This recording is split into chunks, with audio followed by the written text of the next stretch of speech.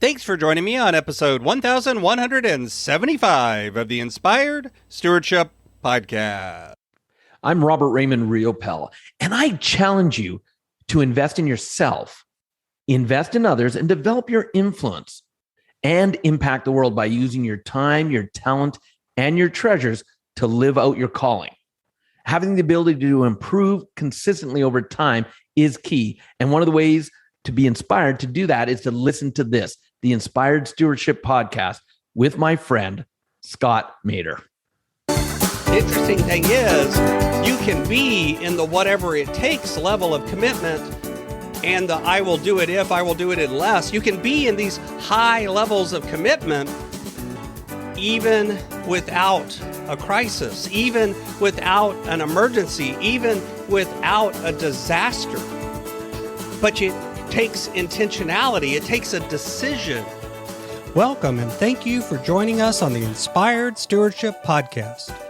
If you truly desire to become the person who God wants you to be, then you must learn to use your time, your talent, and your treasures for your true calling.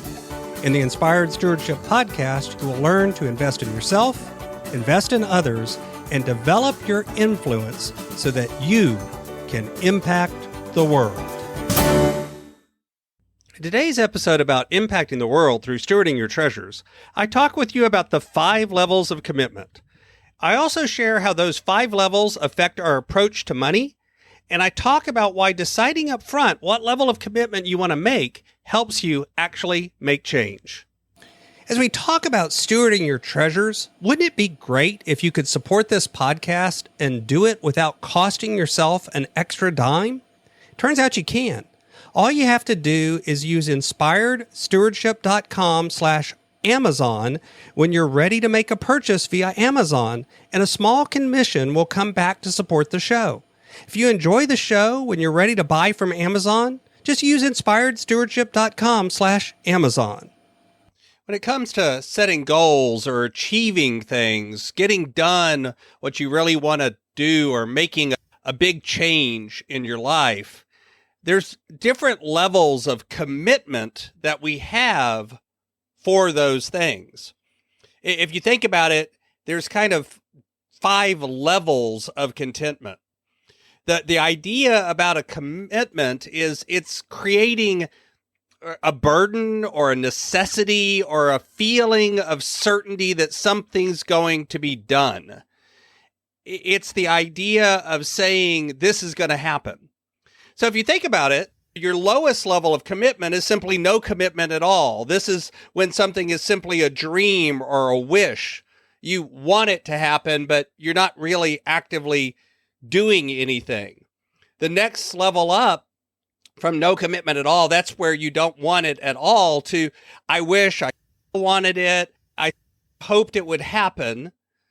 And then the third level is you try something. I might be going to the activity. I might be starting a diet. I will try to lose weight or get my money in order.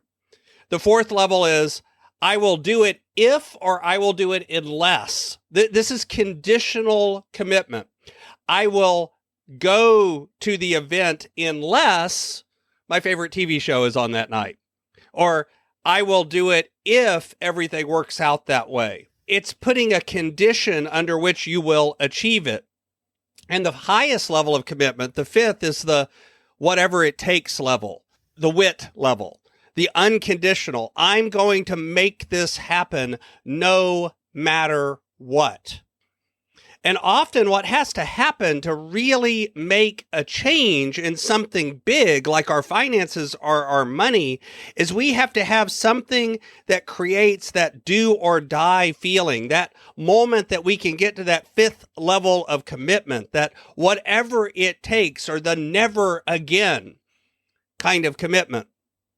Whether it's paying off debt and staying out of debt, whether it's achieving and getting a new job, whether it's going back to school so you can get a better degree so that you can get a better job, or learning a new skill, whatever it is, do you have that whatever it takes level of commitment? If you've struggled with your money for years, if you've thought to yourself, I want to get it done. I want to get a budget. I want to have more control of my finances. I want to get out of debt. I want to know where my money is coming from and where it's going. And I want to have a plan for it so that whenever I execute on that plan, what I want to occur occurs. You have to have that whatever it takes level of commitment. And what I've noticed is a lot of times people move through this in phases.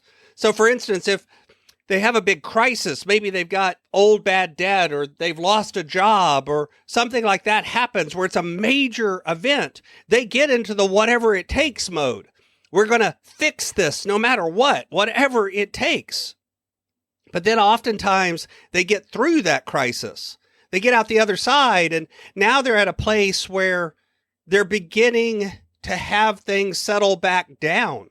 They get rid of the old bad debt, or they get a new job and they're actually even making more than they were before. Something happens that creates and relieves that stress that they were under. And now all of a sudden they begin to move down the level of commitment. They move from whatever it takes to I will do it if, or I will try, or I wish, or maybe even to no commitment at all. They go back into the behaviors that they had before that got them into the emergency in the first place. And then they begin to build up that stress level again until eventually they get back to the whatever it takes level. The interesting thing is you can be in the whatever it takes level of commitment and the I will do it if, I will do it unless. You can be in these high levels of commitment even without a crisis, even without an emergency, even without a disaster.